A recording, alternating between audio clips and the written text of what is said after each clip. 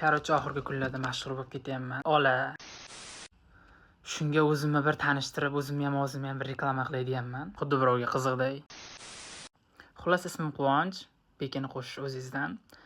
2003-yil Qashqadaryo viloyatining Chiroqchi tumanida tug'ilib, o'sha yerda bir nechidir yil loy o'ynab katta bo'lganman. Ko'lma endi mazza-yu loy o'ynash, to'g'rimi? Sen ham o'ynagansan-ku. Men borsam yana o'ynayman-ya. Hozirgi kunda Polsha davlatining Varshava shahrida o'qiyapman. Diplomat bo'lmoqchi edim. Lekin afsuski onasini emsin, diplomat bo'lish uchun uchiga chiqqan jiddiy odam bo'lish kerak ekan, deyishyapti odamlar. Lekin menga dars beradigan o'qituvchilarim birortasi bunaqa jiddiy emas-u, tim bo'li yarmidan ko'pi ishlagan shu sohada. Yillab. Instagramda daraxt ekish sezonidan qolib ketdim.